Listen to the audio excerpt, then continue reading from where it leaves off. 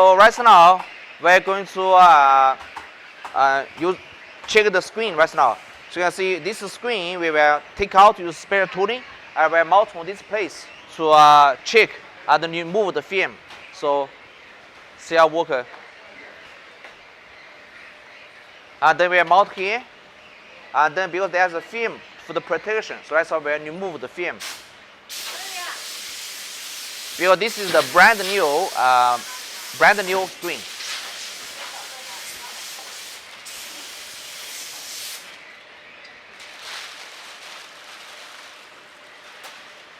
Okay, after this, and then we will take this screen to the casing.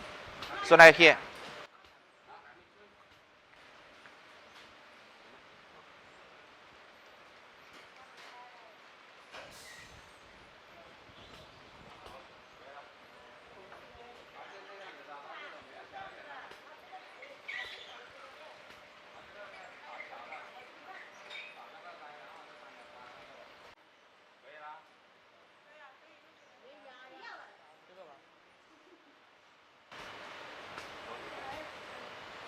Okay, so right now we need to power on this screen to check whether there's any dust inside or not.